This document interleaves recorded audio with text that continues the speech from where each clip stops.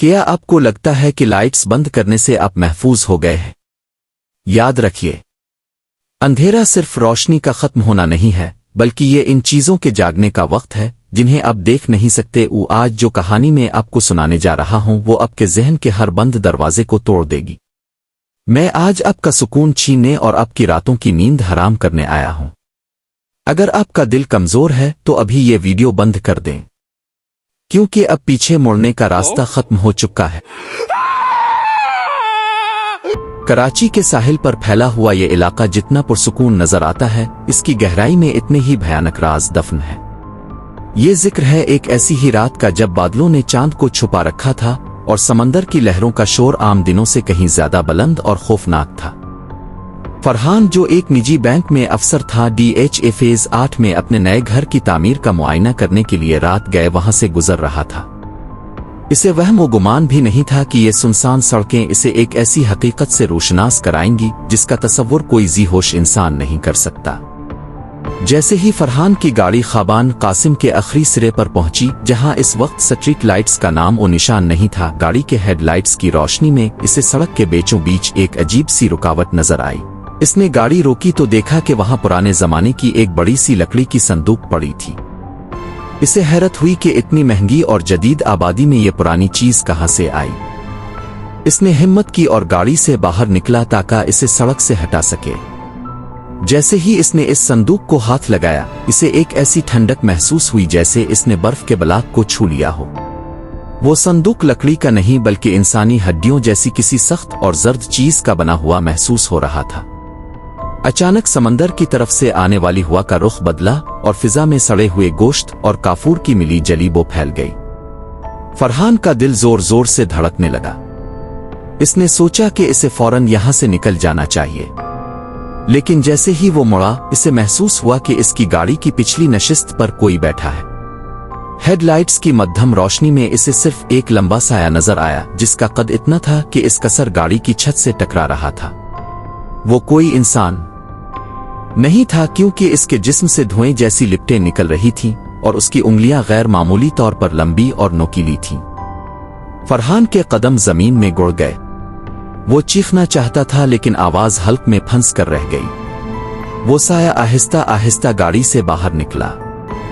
इसकी हरकत और सकनात इंसानी नहीं थी। वो किसी टूटी हुई मशीन की तरह झुरझुरी लेता हुआ बाहर आया। इसके लिबास का रंग मटियाला था, जैसे इसे बरसों पहले कब्र से निकाला गया हो। इस साये ने अपनी गर्दन एक झटके से फरहान की तरफ मोड़ी। इसके चेहरे पर आंखें नहीं थीं, बल्कि दो गहरे सिया गड़े थे जिनसे एक लैसदार मादा बह रहा था। इसने एक ऐसी आवाज निकाली जो दो धातों के रगड़ने जैसी थी। ये हमारी जमीन है, तुम यहां अपना घर नहीं बना सकते। फरहान ने बदहवासी में गाड़ी की तरफ दौड़ लगाई, लेकिन इसे यूं लगा जैसे सड़क रबड़ की तरह खींचती जा रही है। वो जितना भागता, गाड़ी इतनी ही दूर होती जाती। इसी लम्हे इसे अपने चारों तरफ से कब्रें खोदने की आवाजें आने लगें। जमीन के अंदर से हड्डियां टूटने और चीखने की आवाजें बुलंद होने लगें। इसे महसूस हुआ कि जमीन के नीचे से अनगिनत हाथ निकल रहे हैं जो इसके टखनों को जकड़ने की कोशिश कर रहे हैं।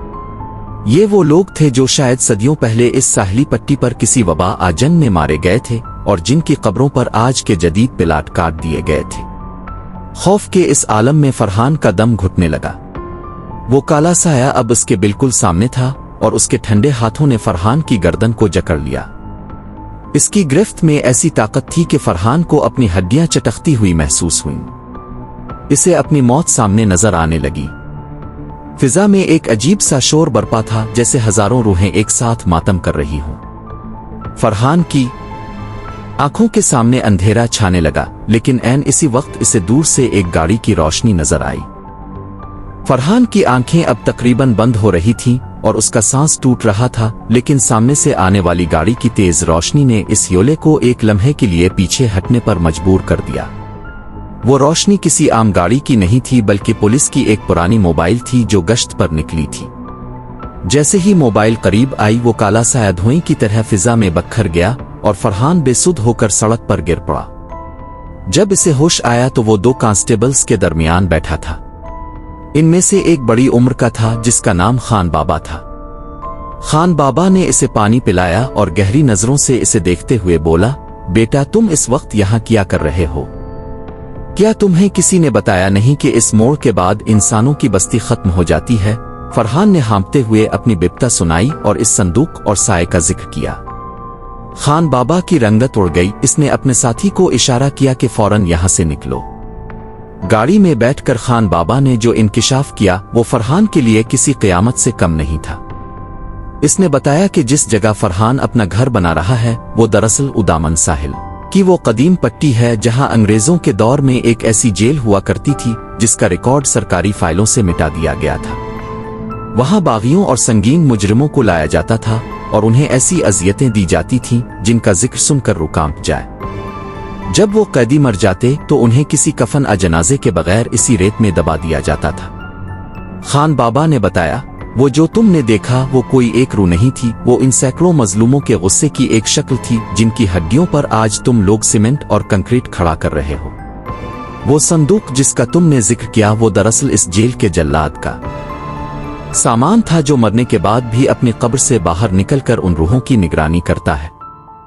फरहान को अपनी गाड़ी याद आई जो वहीं खिली छूटी थी, लेकिन खान बाबा ने सख्ती से मना कर दिया कि अब वहां वापस जाने का मतलब अपनी मौत को दावत देना है। इसी दौरान पुलिस मोबाइल का वायरलेस अचानक जोर जोर से बजने लगा, लेकिन इसमें से पुलिस कंट्रोल की आवाज के बजाय वही धात जैसी रगड़ की आवाज आने लगी जो फरहान ने इस साए से सुनी थी। वायरलेस से एक करीह आवाज आई, तुम उसे बचा नहीं सकते, इसने हमें छू लिया है, अब ये हमारा है। अचानक पुलिस मोबाइल का इंजन जोरदार आवाज के साथ बंद हो गया। हेडलाइट्स बज गईं और चारों तरफ वही सड़ी हुई बो फैल गई। खान बाबा ने जल्दी से अपनी जेब से एक तस्बीह निकाली, लेकिन जैसे ही इसने पढ़ना शुरू किया गाड़ी के शीशों पर बाहर से किसी ने जोर जोर से ज़रबें लगाना शुरू कर दी। बाहर कोई नजर नहीं आ रहा था, लेकिन शीशे ऐसे टूट रहे थे जैसे कोई भारी हथौड़े बरसा रहा हो। फरहान ने देखा कि गाड़ी के फर्श से वही काला लेसदार मादा रिसना शुरू हो गया है जो इस साए के चेहरे से बह रहा था। फिर एक ऐसा हौलनाक मंजर सामने आया जिसने फरहान का रहा सहा हौसला भी खत्म कर दिया। गाड़ी के चारों तरफ से वही लंबी हड्डियों जैसी उंगलियां खिड़कियों के दराजों से अंदर घुसने लगे। वो उंगलियां फरहान की तरफ बढ़ रही थीं। खान बाबा ने इसे जोर से झटका दिया, भागो फरहान, गाड़ी से बाहर निकलो और समंदर की तरफ मत देखना, बस सीधा भागो। फरहान ने दरवाजा खोला और अंधेरे में छलांग लगा दी। इसके पीछे खान बाबा की चीख सुनाई दी, वो आ गए, वो सब आ गए। फरहान ने मोड़कर देखा तो पुलिस मोबाइल के गिर्द सैकड़ों साए जमा थे जो गाड़ी को उलटने की कोशिश कर रहे थे। वो साए सड़क से नहीं बल्कि जमीन के अंदर से बरामद हो रहे थे, जैसे कब्रिस्तान ही जाग उठा हो। फरहान नंगे पांव झाड़ियों और नोकीले पत्थरों पर दौड़ने लगा। इसे महसूस हो रहा था कि इसके पीछे कोई एक नहीं बल्कि एक पूरी फौज है जो इसका पीछा कर रही है। भागते भागते वो एक ऊंचे टीले पर चढ़ा जहां से इसे दूर कुछ रोशनियां नजर आ रही थीं। लेकिन जैसे ही इसने नीचे झांका इसे पता चला कि वो किसी टीले पर नहीं बल्कि इंसानी ढांचों के एक बहुत बड़े ढेर पर खड़ा है। वो हड्डियां जिंदा थीं, वो हरकत कर रही थीं और फरहान को आहिस्ता आहिस्ता अपने अंदर धंसा रही थीं। फरहान का आधा जिस्म उन हरकत करती हड्डियों के ढेर में धंस चुका था। वो जितना निकलने की कोशिश करता वो हड्डियां किसी दलदल की तरह इसे मजीद नीचे खींचती थीं। इसे अपने पांव के नीचे खोपड़ियों के टूटने की आवाजें आ रही थीं और ऐसा महसूस होता था जैसे हजारों ठंडे हाथ इसके लिबास को पकड़कर इसे जमीन की गहराइयों में ले जाना चाहते हैं। इसी आलम बेबसी में इसे खान बाबा की आखिरी आवाज याद आई, समंदर की तरफ मत देखना। लेकिन खौफ के आलम में इंसान वही करता है जिससे इसे रोका गया हो। फरहान ने बेइख्तियार साहिल की तरफ रुख किया और जो मंजर देखा इसने इसकी रूह फना कर दी। समंदर की लहरों से पानी नहीं बल्कि एक काला गाढ़ा मादा निकल रहा था और हर लहर के साथ सैकड़ों ऐसी ह्योले नुमा शक्लें बाहर आ रही थीं जिनके हाथों में लोहे की जंजीरें थीं। वो जंजीरें जमीन पर घिसकने की दिलखराश आवाजें पैदा कर रही थीं। वो सब इस नीम तामीर शदा बंगले की तरफ बढ़ रहे थे जो फरहान का था। अचानक एक जोरदार बिजली कड़की और सारा मंजर रोशन हो गया। फरहान ने देखा कि इसका वो बंगला जिस पर उसने लाखों रुपए लगाए थे वो अब एक बंगला नहीं बल्कि एक कदीम कैद खाने की शक्ल इख्तियार कर चुका था। दीवारों से खून रस रहा था और उन पर वही पुराना जल्लाद खड़ा था जिसके हाथ में एक लंबा कूड़ा था। वो जल्लाद फरहान की तरफ देखकर एक भयानक कहकहा लगा रहा था। फरहान को समझ आ गया कि ये जमीन अब उनकी नहीं रही, बल्कि इन रूहों ने इसे वापस छीन लिया है। इसी लम्हे फरहान के हाथ में वो तावीज आया जो उसकी मां ने इसे सफर पर निकलते वक्त दिया था। इसने पूरी ताकत से इसे मुट्ठी में दबाया और चीख कर खुदा को पुकारा। एक जोरदार धमाका हुआ और इसे महसूस हुआ जैसे किसी ने इसे बहुत बुलंदी से नीचे फेंक दिया हो। जब इसकी आंख खिली तो सूरज की पहली किरणें DHA की सड़कों पर पड़ रही थीं। फरहान सड़क के किनारे बेहोश पड़ा था, इसका बदन मिट्टी से लतापत था और उसके कपड़े तार तार थे। करीबी सिक्योरिटी गार्ड ने इसे उठाया और पानी पिलाया। फरहान ने फौरन अपनी गाड़ी और खान बाबा के बारे में पूछा। गार्ड ने इसे हैरत से देखा और बोला, साहिब यहाँ रात को कोई पुलिस मोबाइल नहीं आती और खान बाबा नाम का कोई कांस्टेबल इस इलाके में है ही नहीं। रही आपकी गाड़ी तो वो इस खाली प्लाट के बीचों बीच खड़ी है जहां आपका घर बन रहा था। फरहान लड़खड़ाते कदमों के साथ अपने प्लाट पर पहुंचा, लेकिन वहां पहुंचकर उसका दिल डूब गया। वहां कोई बंगला नहीं था, सिर्फ मलबा पड़ा था जैसे किसी जलजले ने सब कुछ तबाह कर दिया हो।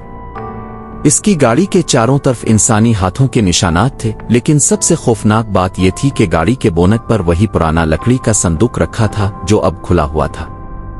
इस संदूक के अंदर फरहान के घर के नक्शे पड़े थे जिन पर खून से एक ही जुमला लिखा था, कब्रों पर महल नहीं बनते। फरहान ने इसी वक्त वो जगह छोड़ दी और दोबारा कभी फेज 8 के इस हिस्से की तरफ रुख नहीं किया। आज भी वहां वो प्लाट खाली पड़ा है, कोई भी इसे खरीदने की हिम्मत नहीं करता। लोग कहते हैं कि चांदनी रातों में आज भी वहां से जंजीरों के घिसटने और एक बूढ़े कांस्टेबल की चीखें सुनाई देती हैं, जो शायद आज भी किसी राहगीर को बचाने की कोशिश कर रहा होता है। कराची की तमीरात के नीचे ऐसे कितने ही कब्रिस्तान दब गए हैं, लेकिन कुछ रूहें अपनी जमीन का कब्जा कभी नहीं छोड़ती।